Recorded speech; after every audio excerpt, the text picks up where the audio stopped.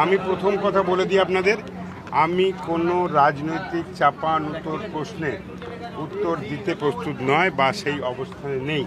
শারীরিক অবস্থা কেমন? ঘটনা হচ্ছে, আমি অভিষেককে জন্মাতে দেখেছি, আমার সামনে বড় হতে দেখেছি, আর মমতা ব্যানার্জির কাছেও আমি বড় হয়েছি। আমার 21 বছর বয়স থেকে আজকে 60 পেরোনো উত্তর পর্যন্ত আমি বড় হয়েছি। সেই পরিপ্রেক্ষিতে আমি মনে করি অন্তর থেকে, যখন আমি টেলিভিশনের পর্দায় আপনাদের খবরের জায়গা থেকে এই জাতীয় ঘটনার কথা শুনেছি, আমি সঙ্গে সঙ্গে মমতাদির ওখানে ছুটে যাই।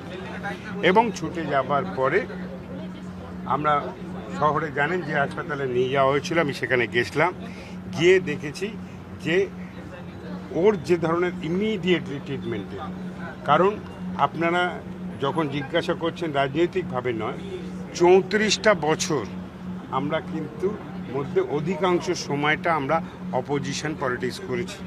তাই এই জাতীয় সিচুয়েশান ভিভিআইপি থেকে সাধারণ মানুষের আমার দেখার অভিজ্ঞতা আছে। তাই অভিষেক এইভাবে এই সিচুয়েশানে পড়ে গেছে, somehow his life is saved, I think so. যদিও তাকে 72 ঘন্টা অবজারভেশনে থাকার একটা সাজেশন আসছে, সেহেতু আমরা তাকে হাসপাতালে আইটিইউতে নেওয়া হয়েছে। সেখানে তার পরীক্ষা নিরীক্ষা হবে এবং পরীক্ষা নিরীক্ষা হবার পর পুরো বিষয়টা জানতে পারবেন। এবং মরালি আপনি বোঝেন যে ওই আমার অবস্থান যারা চুলচেরা বিশ্লেষণ করছেন, তারা তাদের মতন তাদের ব্যক্তি স্বাধীনতা অন্যান্য স্বাধীনতার মধ্যে করতে পারে। তো আমি মনে করি আমার কর্তব্য যে এই পরিবারটা, যেখানে গায়ত্রী দেবী ছিলেন গার্জেন, মমতাদি ছিলেন প্রধান এবং আমাদের সম্পন্নে, সেইখানটাই আমি মমতাদির কাছে এই সিচুয়েশনে গেছিলাম এবং আজকে ছুটে এসেছি। আমার তরফ থেকে যা করার থাকবে আমি শেষ পর্যন্তই করবার মানসিকতা রাখি। গাড়ির পাশে তো বসে এলেন, কোনো কি শারীরিক কষ্ট হচ্ছে, কোন কি সমস্যা হচ্ছে? দেখুন,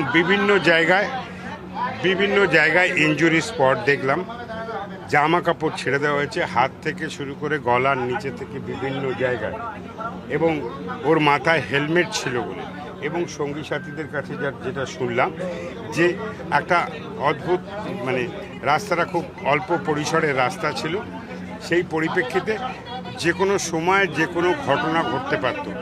এবং এই